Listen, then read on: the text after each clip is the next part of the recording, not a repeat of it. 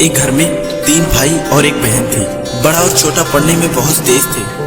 उनके माँ बाप उन चारों से बहुत प्यार करते थे, मगर मझले बेटे से थोड़ा परेशान थे। बड़ा बेटा पढ़ लिख कर डॉक्टर बन गया, छोटा भी पढ़ लिख कर इंजीनियर बन गया, मगर मझला बिल्कुल आवारा और गंवार बन के ही रह गया। सबकी शादी हो गई।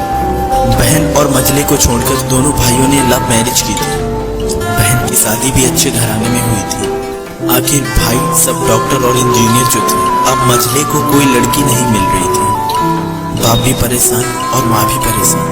बहन जब भी मायके से आती तो सबसे पहले अपने बड़े और छोटे भैया से मिलती, मगर मझले से कभी नहीं मिला करती थी, क्योंकि ना तो वह कुछ दे सकता था और ना ही वह जल्दी घर पे मिलता था। पैसे पर वो दिहाड़ी पे मजदूरी करता था, पढ़ नहीं सका था ना, इसलिए नौकरी कौन देता। मझले की शादी किए बिना पिता गुजर गए। माँ ने सोचा कहीं अब बंटवारे की बात ना निकले, इसलिए अपने गांव की एक सीधी सादी लड़की से मझले की शादी करवा दी। शादी हो जाने के बाद न जाने क्या हुआ कि मझला एकदम लगन से काम करने लगा। दोस्तों ने कहा, ये चंदू आज अड्डे पर आना। चंदू ने कहा, आज नहीं फिर कभी दोस्त। दोस्तों ने कहा कि शादी के बाद तू जैसे बीवी का गुलाम ही हो गया। चंदू बड़े प्यार से बोला, अरे ऐसी बात नहीं है, कल मैं अकेला एक पेट था, अपने रोटी के हिस्से कमा लेता था, अब 2 पेट हैं। घर वाले नालायक कहते थे तो चलता था, मगर मेरी बीवी मुझे नालायक कहे तो मेरी मर्दानगी पर एक भद्दी कालक है। एक पत्नी के लिए उसका पति एक घमंड और एक उम्मीद होता है। उसके घर वालों ने भी तो मुझ पर भरोसा करके ही अपनी बेटी दी होगी, फिर उनका भरोसा कैसे तोड़ सकता हूँ। कॉलेज में नौकरी की डिग्री मिलती है और ऐसे संस्कार सिर्फ माँ बाप से मिलते हैं।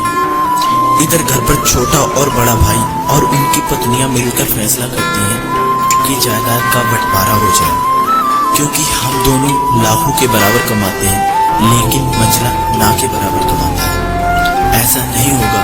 माँ के लाख मना करने के बाद बंटवारे की तारीख तय होती है। बहन भी आ जाती है, लेकिन चंदू है कि काम पे निकलने के लिए ही बाहर आता है। उसके दोनों भाई उसको पकड़कर भीतर लाकर बोलते हैं कि आज तो रुक जा, बंटवारा कर ही लेते हैं। वकील कहता है ऐसा नहीं होता है, साइन करना होता है। फिर चंदू अपने भाइयों से कहता है, तुम लोग बंटवारा करो, जो मेरे हिस्से में हो वो मुझे दे देना, मैं शाम को आकर अपना बड़ा सा अंगूठा चिपका दूंगा पेपर पे। बहन कहती है, अरे बेवकूफ, तू गवार का गवार ही रहेगा, तेरी किस्मत इतनी अच्छी है कि तुझे इतने अच्छे भैया और भाभी मिले। फिर माँ भी बोली कि अरे चंदू आज रुक जा। बंटवारे में 10 बीघा जमीन में दोनों भाई 5-5 बीघा जमीन रख लेते हैं और चंदू को पुश्तैनी घर दे देते हैं। फिर चंदू चिल्लाता है, अरे हमारी छुटकी का हिस्सा कौन सा है। फिर दोनों भाई हंसकर बोलते हैं, अरे मूर्ख, बंटवारा भाइयों में होता है, बहनों के हिस्सों में तो सिर्फ उनका मायका ही है। फिर चंदू बोलता है, शायद पढ़ा लिखा ना होना भी एक मूर्खता है। आप दोनों ऐसा करो, मेरे हिस्से की वसीयत मेरी बहन छुटकी के नाम कर दो।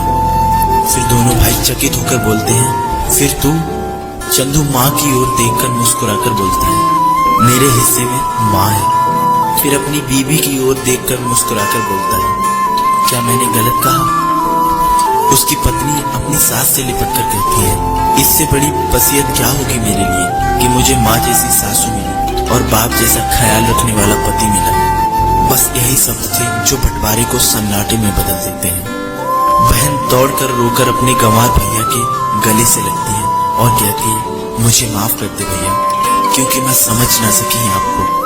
चंदू अपनी बहन को बोलता है कि इस घर में तेरा भी उतना ही अधिकार है जितना हम सबका है। मैंने माँ का चुनाव इसलिए किया क्योंकि तुम सब मुझे याद आओ, क्योंकि ये सब वही कोक हैं जहाँ हम सब लोगों ने 9-9 महीने गुजारे हैं। माँ के साथ साथ तुम्हारी यादों को भी मैं रख रहा हूँ। दोनों भाई दौड़कर मझले से गले रखकर रोते रोते कहते हैं, आज तो सचमुच का बाबा लग रहा है, सबकी पलकों पे पानी ही पानी है। सब एक बार फिर से साथ साथ रहने लगते हैं। दोस्तों, जब लोग अनपढ़ थे तो परिवार एक हुआ करते थे। मैंने टूटे हुए परिवारों में अक्सर पढ़े लिखे लोग ही देखे हैं। दोस्तों ये वीडियो आप लोगों को कैसा लगा हमें कमेंट में जरूर बताइएगा। साथ ही साथ इस वीडियो को लाइक जरूर कीजिएगा और अगर आप हमारे चैनल पर नए आए हैं तो हमारे चैनल को सब्सक्राइब जरूर कीजिएगा।